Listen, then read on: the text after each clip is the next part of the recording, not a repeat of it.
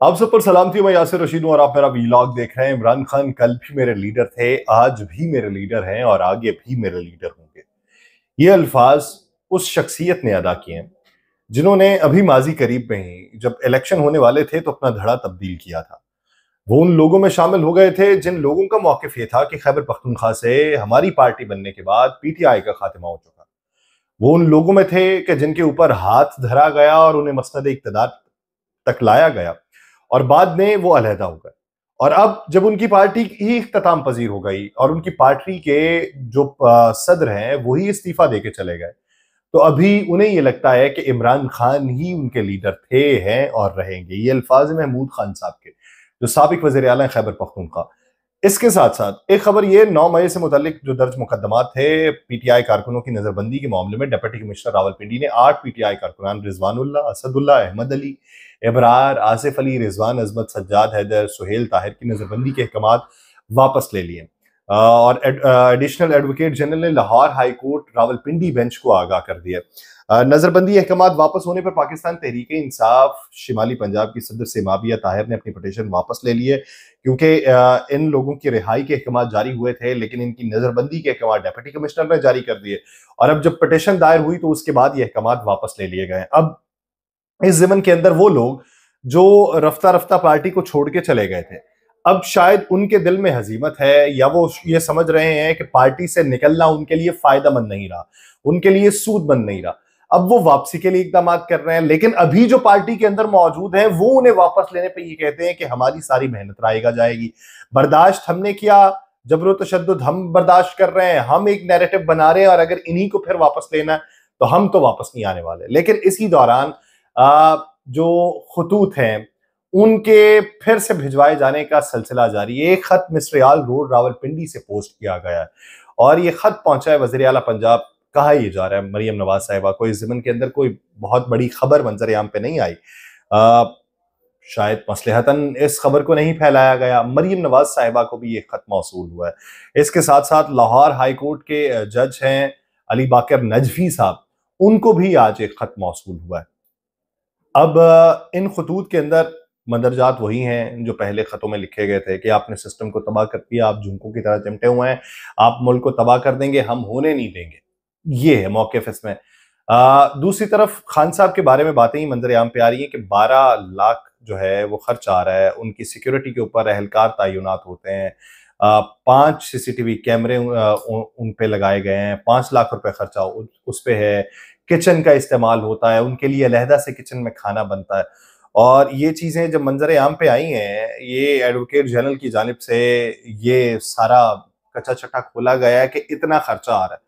हुकूमत वक्त ये बताना चाह रही है कि इतना खर्चा उनके ऊपर आ रहा है। इरफान सिद्दीकी साहब ने भी इसकी डिमांड की थी कि बताया जाए जी उनके ऊपर खर्चा कितना आ रहा है। लेकिन मुझे हैरत इस बात पे है, इरफान सिद्दीकी साहब उन्होंने पहले जजेस के हवाले से बात की, पाकिस्तान के नाम पर सहाफ़ी रहे। फिर मुर्तज़ा सोलंकी साहब, पाकिस्तान के नाम पर सहाफ़ियों में उनका शुमार होता है। उन्होंने कहा फ़िरौन की लाश पड़ी हुई है और वो अरबों डॉलर कमाते हैं और हमारा एक फ़िरौन जेल में पड़ा हुआ है जो 36 लाख बेकार गया है अब तक। यानी इस तरह की अगर आपकी ज़हनियत है, इस तरह अगर आप अप्रोच रखते हैं और किसी दूसरे की ज़ात के बारे में बात करते हैं तो फिर उस पर गिला नहीं ये करना चाहिए कि आपके बारे में बात क्या की जाती है या आपके बारे में लोग राय क्या रखते हैं या दूसरों को किस लकब से पुकारते हैं। अगर आप एक जिंदा शख्स को फिरौन के साथ मुमासलत करते हुए आप ये कहें कि वो 36 लाख डकार गया, तो क्या आपको वो करोड़ों डकारने वाले या अरबों डकारने वाले दिखाई नहीं देते? क्या आपको दिखाई नहीं देता कि सिस्टम को जूकों की तरह जो चिमटे हुए हैं उनको किस तरीके से अलहदा करना है? लेकिन जहां पे पॉलिटिकल विक्टिमाइजेशन हो, जहां पे नजरियात के मुखालिफ वाले हों, वहां पे कोई ना कोई कुलिया फिट करना और कोई ना कोई लकब फिट करना तो बहुत आसान होता है। बजूरत दीगर हम उस मुल्क के वासी हैं जहां पे किसी को कोई फिक्र नहीं है कि ईद करीब तर आने पे अशियाए खुरनोश की फराहमी जो है वो लोगों तक किस हद तक है।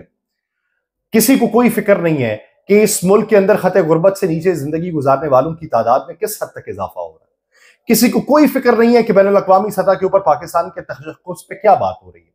किसी को कोई फिक्र नहीं है ये खतूत मिलने से, जजेस के वावेला मचाने से बैनुल अक़वामी सतह पे हमारे निज़ाम इंसाफ के बारे में क्या राय पाई जाती है।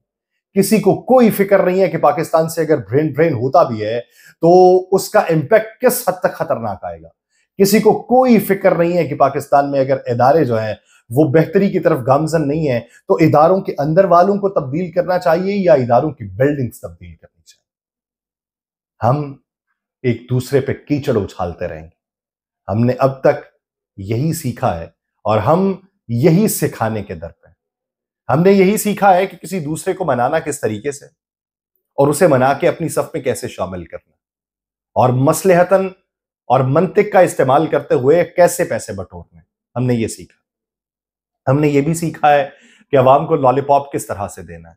हमने ये सीखा है कि पंजाब में एक ही पार्टी हुकूमत करते हुए ये कहे कि मुल्क की मईशत बेहतरी की तरफ गामजन हो गई और वफाक में हुकूमत करती हुई वही पार्टी ये कहे कि IMF की डील के बाद हमें मुश्किलात का सामना करना पड़ेगा। यानी गुड कॉप और बैड कॉप की सियासत हमें आपने सिखाई। हमें आप ही ने सिखाया है कि अपने मुखालिफ को किन अल्फाज से पुकारना है। हमने आपसे ही सीखा है। आप ही अगर हमें यह बताते कि काम गुड गवर्नेंस की बुनियाद पर सीखना चाहिए, हम सीखते। लेकिन आप तो एक दूसरे को अलकाबात से नवाजने के दर पे हैं। आप अपनी खामियों के ऊपर पर्दा डाल रहे हैं और दूसरे की खामियों को उजागर करने के दर पे। इससे बेहतरी क्या होगी? हालात ये हैं कि इस वक्त पाकिस्तान मुस्लिम लीग नून, हाँ, पाकिस्तान तहरीक इंसाफ में तो रिफ्ट है, पाकिस्तान मुस्लिम लीग नून के हवाले से खबरें ये मंजर आम पे आ रही हैं कि बहुत बड़ा चैलेंज दरपेश है और उसी चैलेंज को मद्देनजर रखते हुए सेनेट के अंदर जो पाकिस्तान मुस्लिम लीग नून इस वक्त जो जिस पोजीशन पे है, वो पोजीशन अगर वफाक में हुकूमत करने के बाद भी पाकिस्तान तहरीक इंसाफ के ही बराबर रहेगी तो फायदा क्या है। इलेक्शन कमीशन ने सेनेट के तमाम कामयाब उम्मीदवारों के नोटिफिकेशन जारी किए हैं। इलेक्शन कमीशन ने इस्लामाबाद से राना महमूदुल हसन, इसहाक डार, बिलाल अहमद खान, अब्दुल वासे, हुस्ना बानो और राहत जमाली की कामयाबी का नोटिफिकेशन जारी किया। पंजाब से अहद चीमा, परवेज रशीद, हामिद खान, राजा नासिर अब्बास, मोहसिन नकवी, तलाल चौधरी, नासिर महमूद, मोहम्मद औरंगजेब, मुसद्दिक मलिक, अनुश रहमान, बुशरा अंजुम भट्ट और खलील ताहिर, जबकि बलूचिस्तान से अहमद खान, अनवारुल हक काकड़ और एमल वली खान की कामयाबी के नोटिफिकेशन जारी हुए हैं।